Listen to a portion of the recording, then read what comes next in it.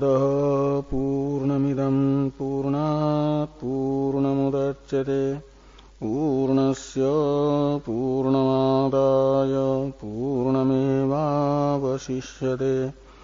ओम शांति शांति शांति।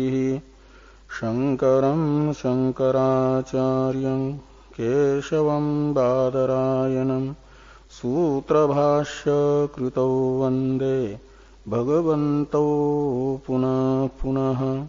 ईश्वरो गुरुरात्मेति मूर्तिभेद विभागिने व्योमवद्व्याप्तदेहाय दक्षिणामूर्तये नमः। ओम शांति शांति शांति। ब्रह्म सूत्र के द्वितीय अध्याय के प्रथम पाद के छठवें अधिकरण का विचार हम लोग कर रहे हैं। इस अधिकरण में 7 सूत्र हैं। उनमें से 4 सूत्रों के व्याख्यान रूप भाष्य का विचार हो गया है। 5वें सूत्र के व्याख्यान रूप भाष्य की चर्चा हम लोग कर रहे हैं। युक्ते है शब्दांतराच्च, ये पंचम सूत्र है। इस पंचम सूत्र से भगवान वेद व्यास जी ये बता रहे हैं कि युक्ति प्रमाण से भी कार्य का अपने उत्पत्ति से पहले अस्तित्व एवं कारण से अनन्यत्व सिद्ध होता है। और सदैव सौम्य इदमग्रासित इत्यादि शब्दांतर से भी कार्य की उत्पत्ति से पहले कार्य का अस्तित्व ही सिद्ध होता है और कारण से अनन्यत्व सिद्ध होता है। तो युक्ति तथा शब्दांतर रूपी प्रमाण भी कार्य कारण का अनन्यत्व और उत्पत्ति से पहले कार्य का कारण से रूप से सत्व का वर्णन कर रहे हैं। ये युक्ते है शब्दांतराच्य सूत्र बता रहा है। और युक्ति का वर्णन करते हुए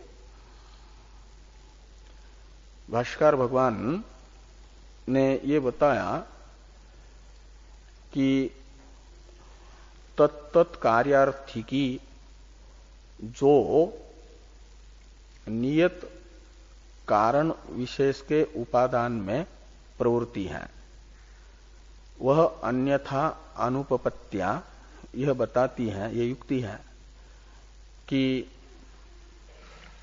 दध्यादि कार्य अपने उत्पत्ति से पहले भी दध्यादि के निष्पत्ति के लिए दध्यादि के निष्पादक की जिस नियत कारण में प्रवृत्ति हो रही है उस नियत कारण में विद्यमान है कार्य, ये नियत प्रवृत्ति बता रही है। ये युक्ति है। दध्यर्थ की दधि निष्पादन के लिए नियत दधि का जो कारण है दूध, उसी में प्रवृत्ति होती है, मृत्तिकादि के उपादान में नहीं। घटार्थी की घट के उपादान के लिए ही प्रवृत्ति होती है, मिट्टी के उपादान में ही प्रवृत्ति होती है, दुग्ध उपादान में नहीं। यह प्रवृत्ति ये बता रही है कि जो निष्पन्न होने वाला घड़ा है उसका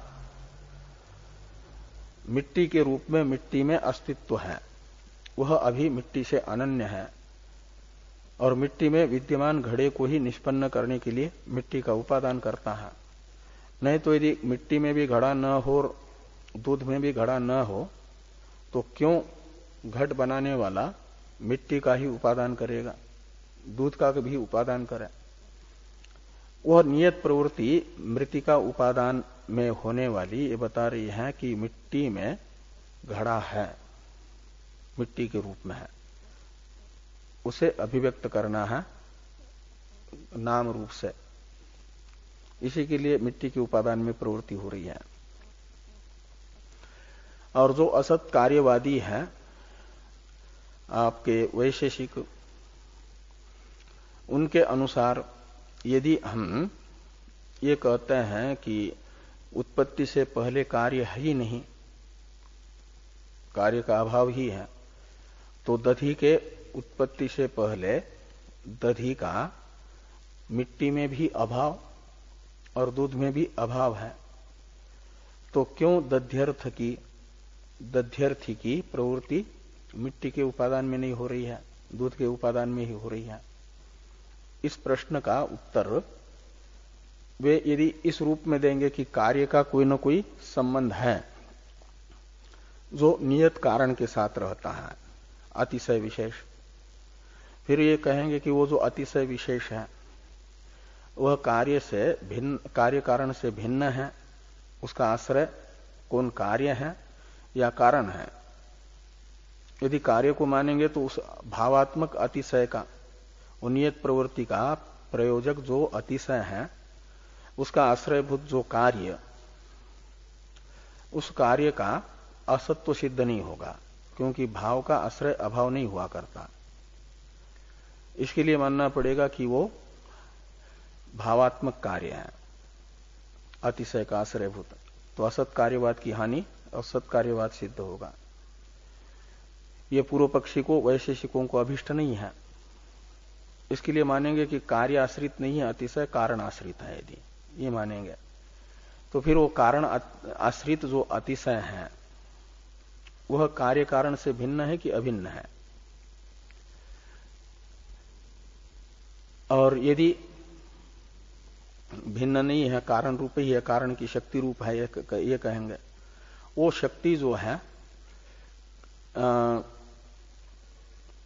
कार्य कारण से भिन्न रह करके और असत रह करके नियामक नहीं बन सकती।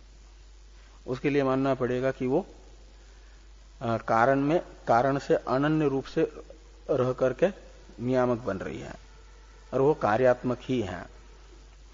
तो कार्य का इस प्रकार अस्तित्व ही सिद्ध होगा अपनी उत्पत्ति से पहले। और अब इसलिए भी कार्य का कारण से अनन्यत्व तथा उत्पत्ति से पहले अस्तित्व सिद्ध होता है कि ये लोग जो हैं वैशेषिक,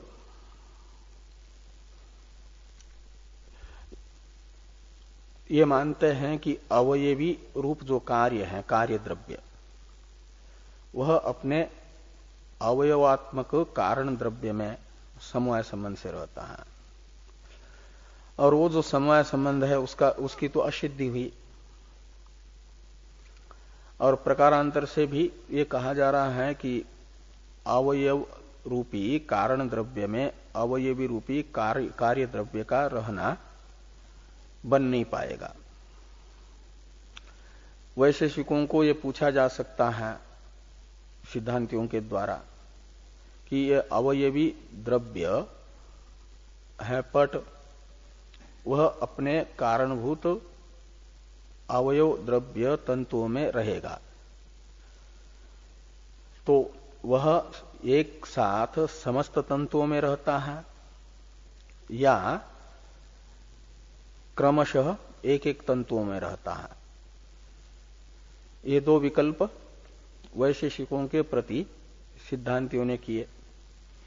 उनमें से प्रथम विकल्प यदि वैशेषिक स्वीकार करते हैं कि युगपत समस्त तंतुओं में पट रहेगा, तो उस समय ये आपत्ति बताई कि ये नियम होता है कि जब तक आश्रय का ग्रहण नहीं होगा तब तक आश्रयी गृहीत नहीं होता। आश्रयी कहते हैं आश्रय में रहने वाले पदार्थ को। तो आश्रय हुए तंतु, आश्रयी हुआ पट, तो पट के आश्रयभूत जितने तंतु हैं उन सब का जब तक ग्रहण नहीं होगा तब तक उनमें आश्रित पट का ग्रहण नहीं हो पाएगा, पट की उपलब्धि नहीं होगी। तो घड़ी करके रखा हुआ, समेट करके रखा हुआ जो वस्त्र है उसके तो जितने अवयवभूत तंतु दृष्टिगोचर हो रहे हैं और अंदर जो अवयव हैं वो तो दृष्टिगोचर नहीं होंगे उनसे अतिरिक्त। पट तो जितने तंतु गृहीत हो रहे हैं उतने मात्र में आश्रित नहीं है, और तंतु भी उसके आश्रय भूत विद्यमान है। उन तंतुओं का ग्रहण न होने से उनमें आश्रित पट का ग्रहण न हो, ये आपत्ति आएगी ना। इसे इस वाक्य से भाष्कर भगवान ने बताया, यदि तावत समस्तेषु वर्तेत ततो अवयवी अनुपलब्धि प्रसज्जेत समस्त अवयव सन्निकर्षस्य अशक्यत्वात्। ये भाष्य में जो वाक्य है वो इसी के लिए था कि यदि पूर्व पक्षी ये कहते हैं कि समस्त अवयवों में अवयवी द्रव्य रहता है, तो उनके इस पक्ष में ये दोष आता है कि यदि तावत समस्तेषु वर्तेत ततो अवयवी अनुपलब्धि प्रसज्जेत समस्त अवयव सन्निकर्षस्य अशक्यत्वात्। समस्त अवयवों के साथ चक्षु इंद्रिय का सन्निकर्ष न होने के कारण समस्त अवयवों का ग्रहण नहीं होगा, और जब तक आश्रयभूत समस्त अवयवों का ग्रहण नहीं होगा तब तक आश्रयी जो पट है उसका ग्रहण नहीं हो पाएगा।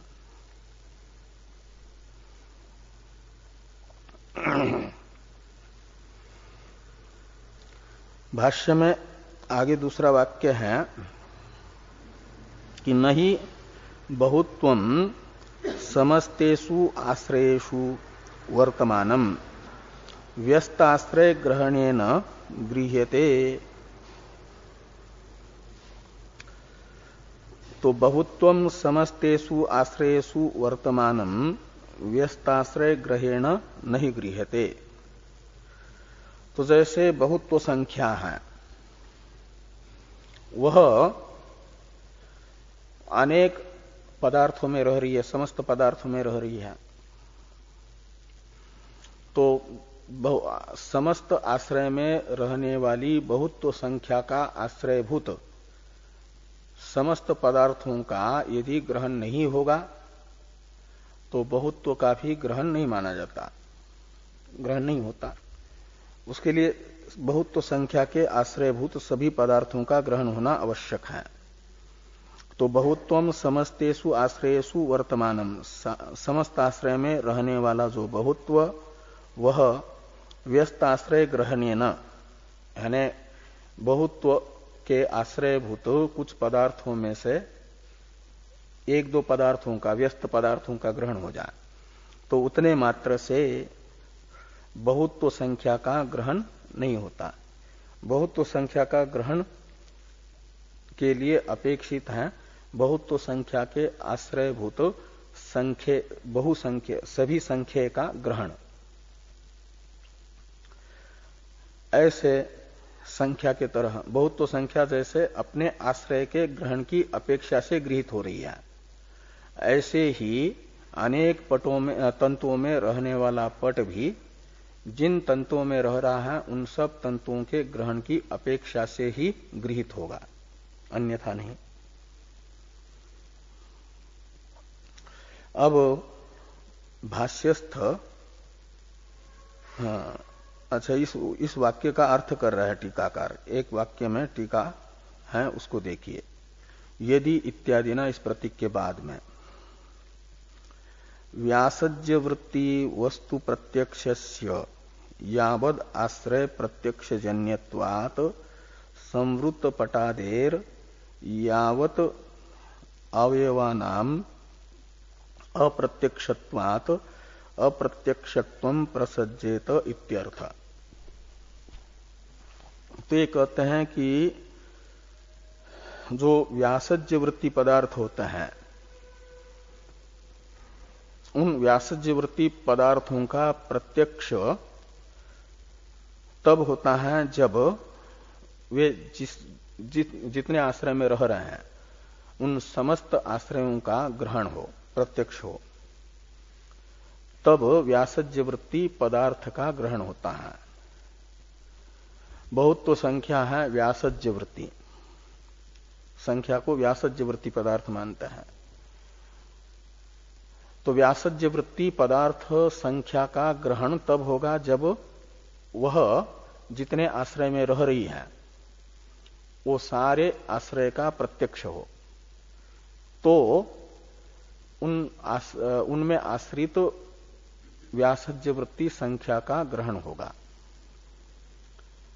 जैसे त्रित्व संख्या का ग्रहण कब होगा? जब उसके आश्रयभूत त्रित्व संख्या के आश्रयभूत जो तीन संख्येय है, संख्या के आश्रय को कहा जाता है संख्येय। तीन में से एक का ही ग्रहण हो या दो का ग्रहण हो तो त्रित्व संख्या का ग्रहण नहीं होगा। त्रित्व संख्या का ग्रहण के लिए अपेक्षित होता है त्रित्व संख्या के आश्रयभूत तीनों संख्याओं का ग्रहण। तो तीनों संख्याओं के ग्रहण से जन्य है त्रित्व संख्या का ग्रहण यानी ज्ञान प्रत्यक्ष।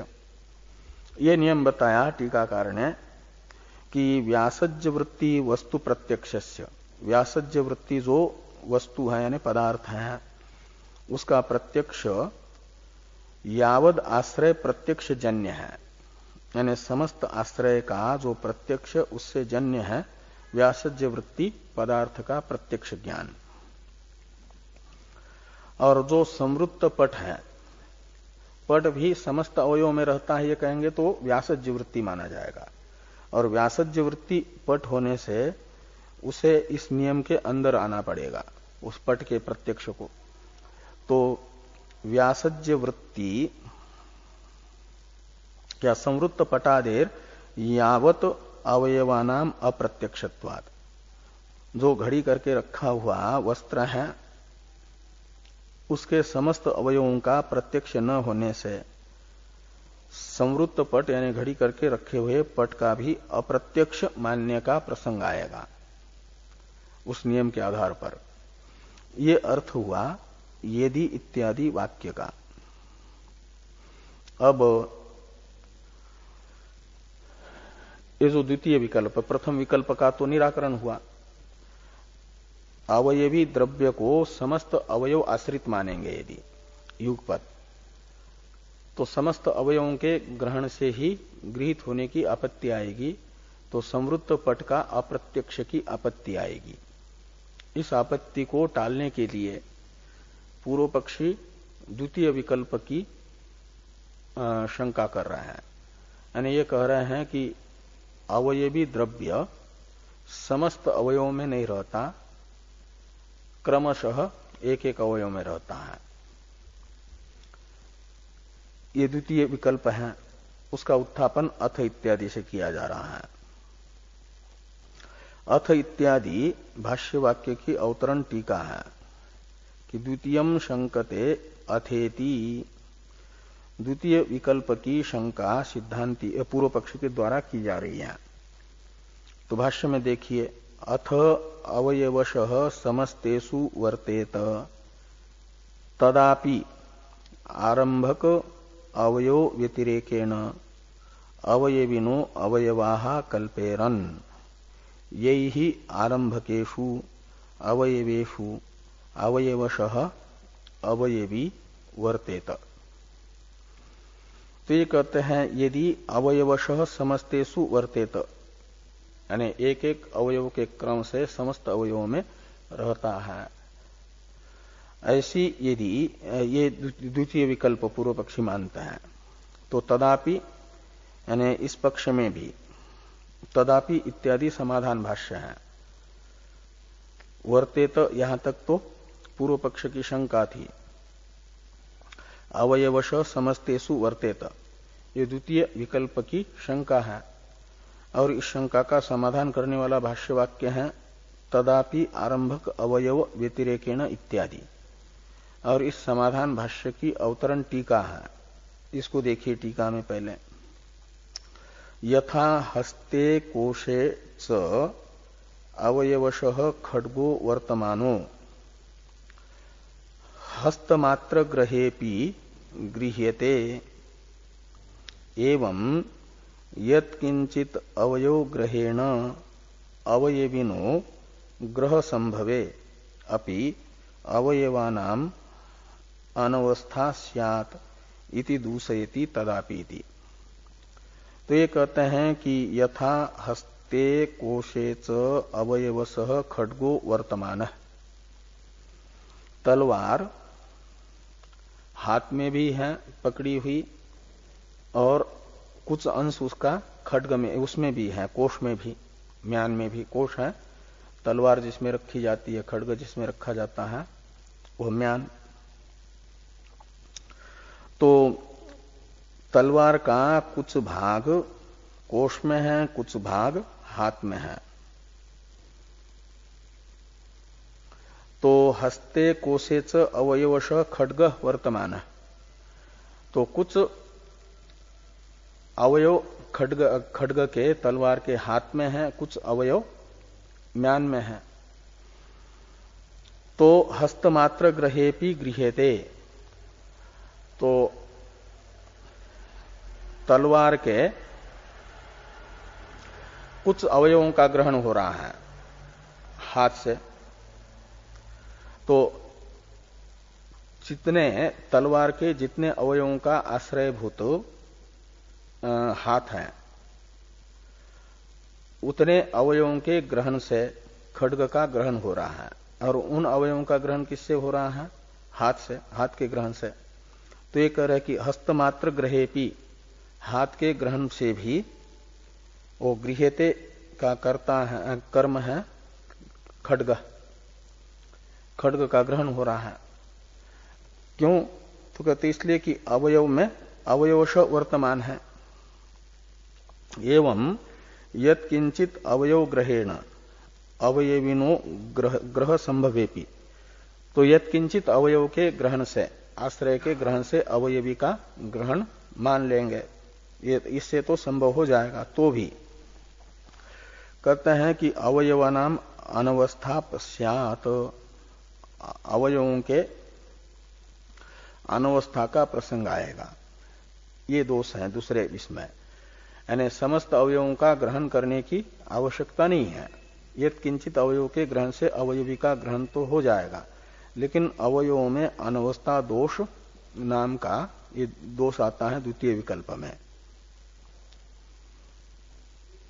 इस अभिप्राय से भाष्कर भगवान द्वितीय विकल्प में भी दोष बता रहे हैं कि तदापि आरंभक अवयव व्यतिरेकेण अवयविनो अवयवा कल्पेरन यैहि आरंभकेषु अवयवेषु अवयवशः अवयवी वर्तेत। तो इस पक्ष में क्या होगा? द्वितीय पक्ष में कि अवयवी के आरंभक जो अवयव हैं उनसे भिन्न भी अन्य अवयवों की कल्पना करनी पड़ेगी, जिन अवयवों को लेकर के आरंभक अवयवों में क्रमशः ये अवयवी द्रव्य रहता है, ऐसा माना जाएगा। जैसे खड्ग के आरंभक अवयव अलग हैं, उन अवयवों से अलग अवयव हुए आपके हस्त और म्यान के अवयव, और उनमें रहता हुआ ये खड्ग गृहीत हो रहा है। ऐसे अलग अवयवों की कल्पना करनी पड़ेगी, आरंभक अवयवों की भी। फिर उनके ग्राहक अवयव, उनके ग्राहक अवयव, ऐसे अनवस्था दोष प्रसंग आएगा। ये कहते हैं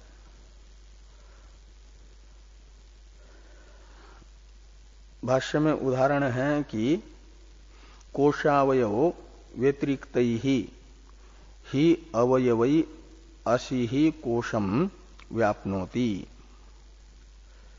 तो जैसे कहते हैं कोश यानी म्यान के जो अवयव है, म्यान के आरंभक जो अवयव है, उन म्यान के आरंभक अवयवों से अतिरिक्त अवयवों से ही अशी यानी खड्ग अर्थात तलवार कोशम व्याप्नोति, कोश में व्याप्त होकर के रहता है, कोश में स्थित होता है, कोश से संबद्ध होता है, वो अपने अवयवों से होता है। ऐसे ही अलग अलग अवयवों की कल्पना करनी पड़ेगी। और इस पक्ष में क्या होगा? तो कहते अनवस्था च एवं प्रसज्जेत, इस पक्ष में अनवस्था नाम का दोष आएगा।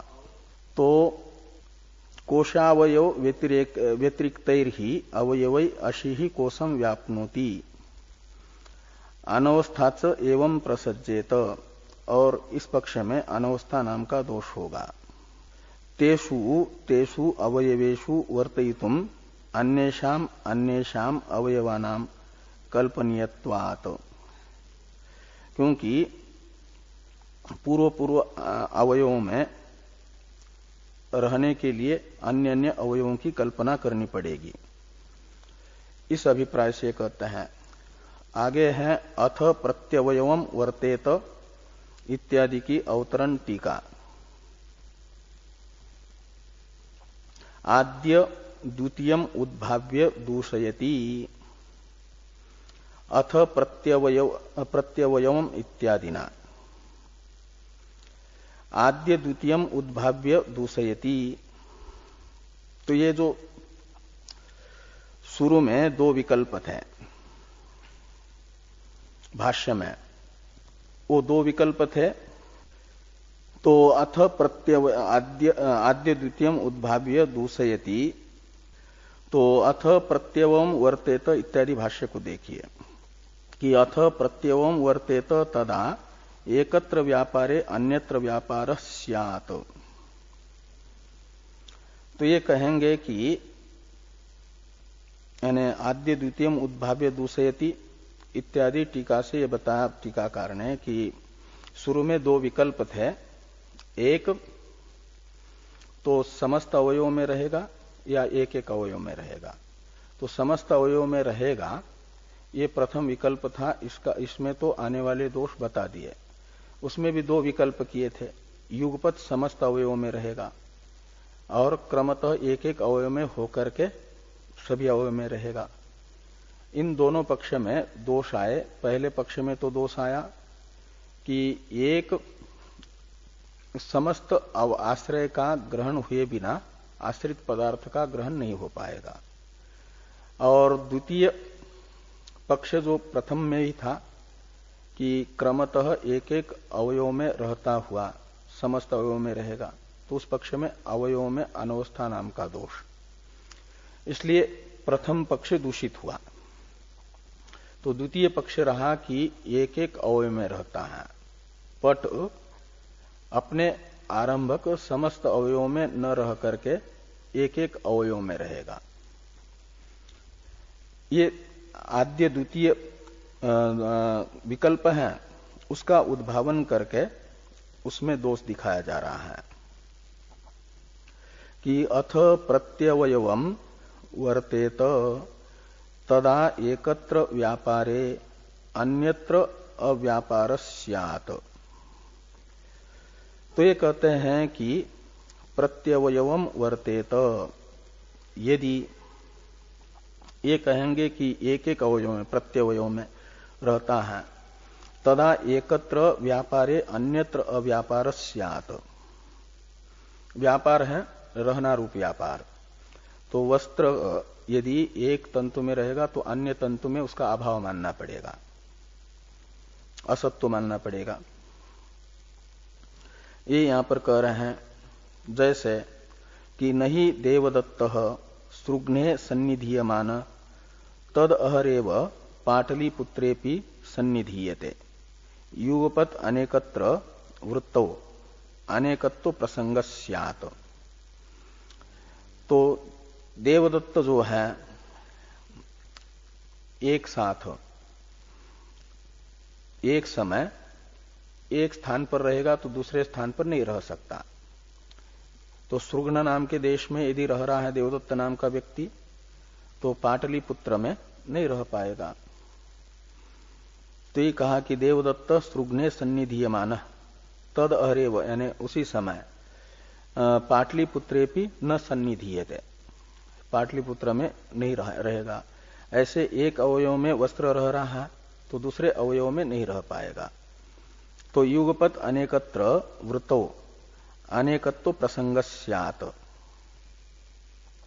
तो युगपत अनेकत्र वृत्तौ अनेकत्व प्रसंग स्यात्। यदि एक साथ अनेक स्थान पर रहेगा तो वो अनेक वस्तु होगी। एक वस्तु युगपत अनेक स्थान पे नहीं रह सकती। ऐसे पट तो एक है अवयवी द्रव्य, वह यदि एक एक अवयव में रहता है ये मानेंगे, तो एक अवयव में रहेगा तो दूसरे अवयव में उसका अभाव मानना पड़ेगा। और यदि युगपत एक वस्त्र को यानी सभी तंतुओं में मानेंगे तो उस समय उसमें अनेकत्व का प्रसंग आएगा।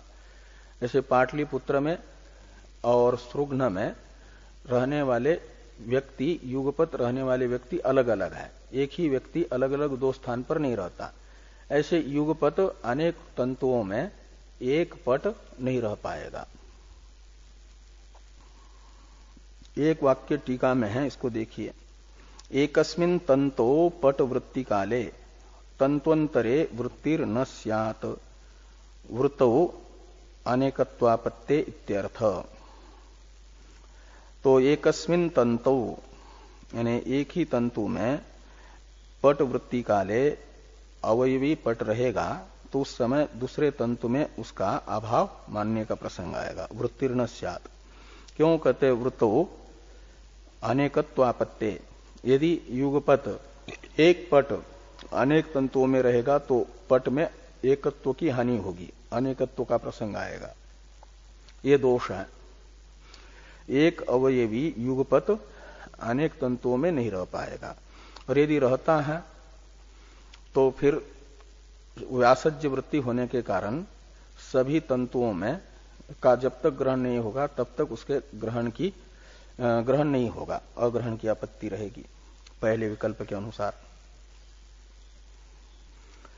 आगे उदाहरण है कि देवदत्त यज्ञदत्तयो इव श्रुघ्न पाटली पुत्र निवासिनो।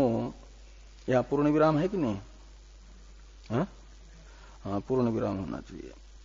तो देवदत्त यज्ञदत्तयो इव श्रुघ्न पाटली पुत्र निवासिनो। श्रुघ्न और पाटली पुत्र निवासी जो यज्ञदत्त और देवदत्त नाम के दो व्यक्ति हैं, वह अलग अलग स्थान पर रह रहे हैं, तो एक नहीं है, अलग अलग है, अनेक है, दो है। ऐसे ही एक पट युगपत अनेक तंतुओं में नहीं रह सकता, तब उसमें अनेकत्व की आपत्ति आएगी। पूर्व पक्षी युगपत अनेक स्थान में रहने पर भी वस्तु में अनेकत्व की आपत्ति नहीं आ सकती, एक वस्तु भी युगपत अनेक स्थान पर रह सकती है। इसे सिद्ध करने वाला उदाहरण बता रहे हैं गोत्वादिवत इत्यादि से। इसका अवतरण है टीका में। यथा युगपत अनेक व्यक्तिषु वृत्तौ अपि जातेः अनेकत्व दोषो नास्ति तथा अवयवीन इति आशंकते गोत्वेति। तो कहते हैं जैसे युगपत अनेक व्यक्तियों में रहने पर भी जाति एक है, अनेक नहीं है, उसमें अनेकत्व दोष नहीं है। आप ये कह रहे हैं कि अनेक तंतुओं में युगपत पट को मानेंगे तो पट में अनेकत्व की आपत्ति आएगी, ये सिद्धांति कह रहे हैं ना। तो पूर्व पक्षी ये कह रहे हैं कि जैसे जाति गोत्व जाति है, वह अनेक गोपिंड में युगपत रहती है, एक साथ रहती है, तब भी उसमें अनेकत्व दोष नहीं है। ऐसे ये पट भी युगपत अनेक तंतुओं में रहने पर भी उसमें अनेकत्व का प्रसंग नहीं आएगा, ये शंका पूर्व पक्षी कर रहे हैं। नास्ति तथा अवयवीन इति आशंकते। तो गोत्वादिवत प्रत्येकम परिसमाप्तेर न दोष इति चेत। तो ये कहते हैं कि गोत्वादि जैसे गोत्व जाति, घटत्व जाति, मनुष्यत्व जाति युगपत अनेक व्यक्तियों में रह करके भी एक है, ऐसे और ये पट भी अनेक तंतुओं में युगपत रहने पर भी एक होगा। ऐसा यदि इस प्रकार की पूर्व पक्षी शंका करते हैं तो न इत्यादि से उसका निराकरण कर रहे पूर्व पक्ष की शंका का भाष्यकार भगवान। न इत्यादि निराकरण भाष्य की अवतरण टीका है। जातिवत अवयविनो वृत्ति ही असिद्धा अनुभव अभावात इति परिहरति न तथा इति। कहते जाति की जैसे युगपत अनेक व्यक्ति में वृत्ति यानी अवस्थान होता है, रहना होता है, इस प्रकार की अवयवी द्रव्य की युगपत अनेक आश्रय में वृत्ति का अनुभव नहीं होता, इसलिए ये मानना उचित नहीं है। यदि युगपत अवयवी द्रव्य अनेक आश्रय में रहता तो इस प्रकार अनेक आश्रय आश्रित अवयवी द्रव्य का अनुभव भी होना चाहिए ना। वह अनुभव न होने से अवयवी द्रव्य को युगपत अनेक आश्रित नहीं कहा जा सकता। ये भाष्यकार भगवान कह रहे हैं कि न तथा प्रतीति अभावात, न यानी गोत्वादि जाति के उदाहरण से अवयवी द्रव्य के युगपत अनेक आश्रय में रहने पर भी अनेकत्व दोष का निराकरण नहीं किया जा सकता। अनेकत्व की आपत्ति आएगी, एकत्व नहीं माना जा सकता।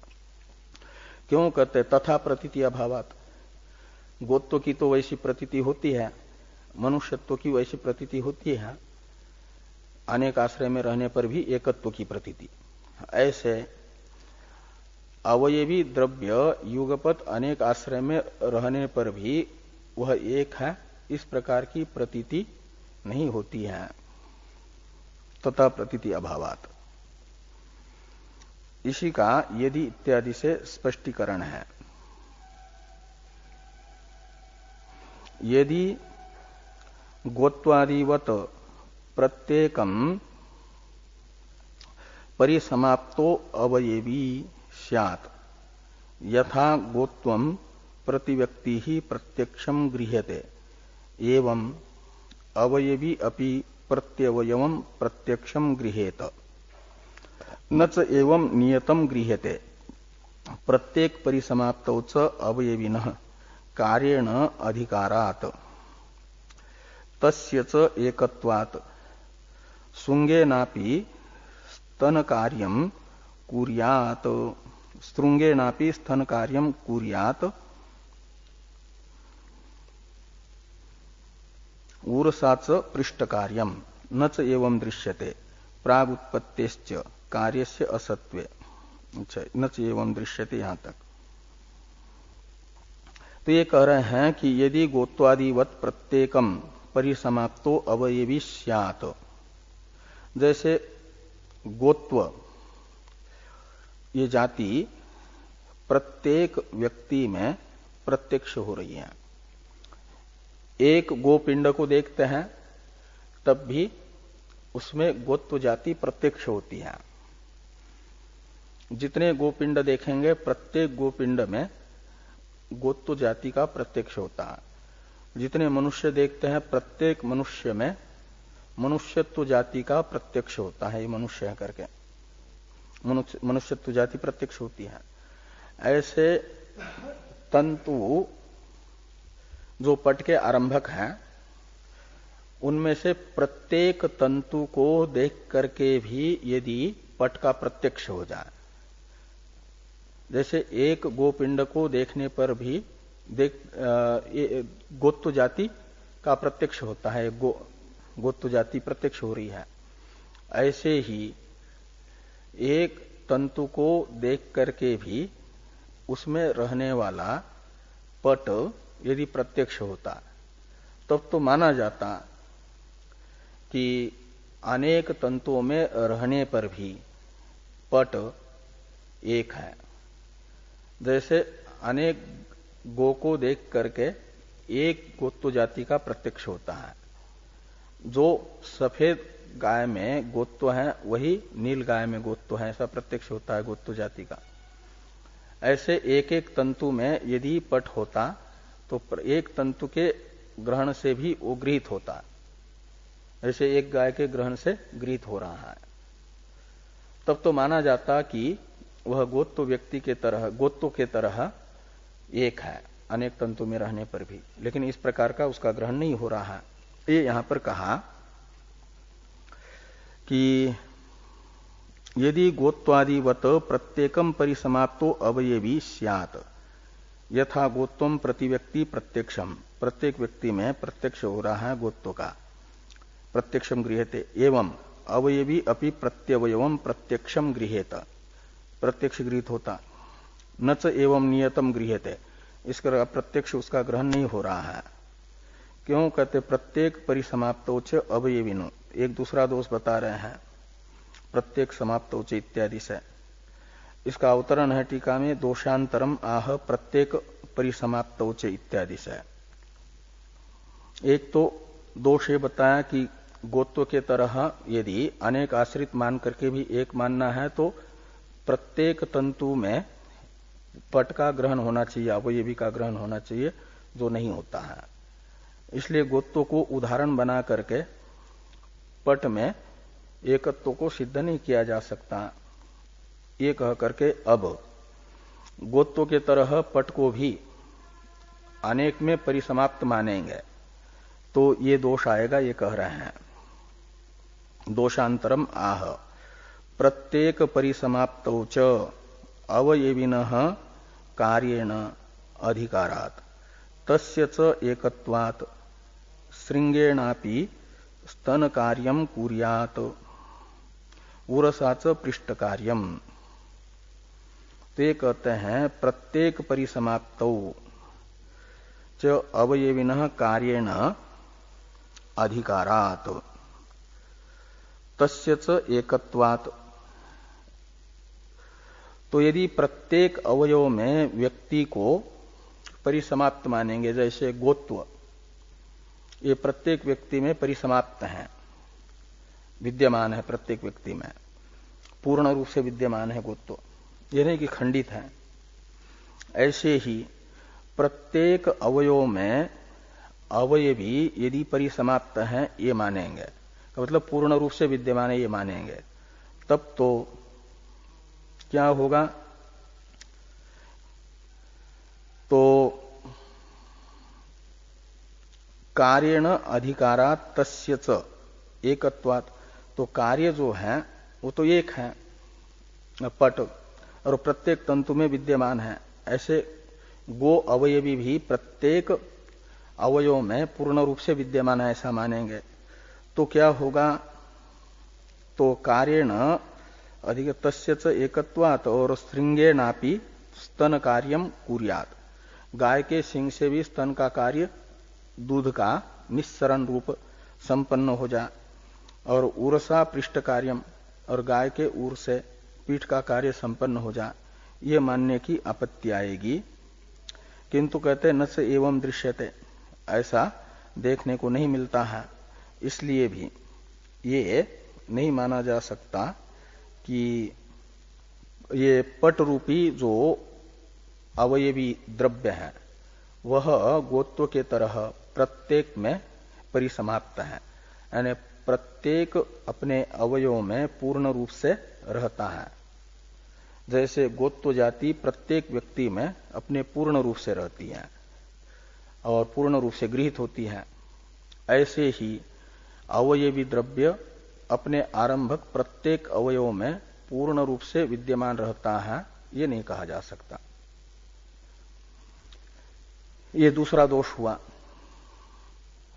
और भी यहां पर चर्चा प्राग उत्पत्ति इत्यादि से भाष्कर भगवान कर रहे हैं वैशेषिक मत में असंगति की, इस पर चर्चा हम लोग कल करते हैं।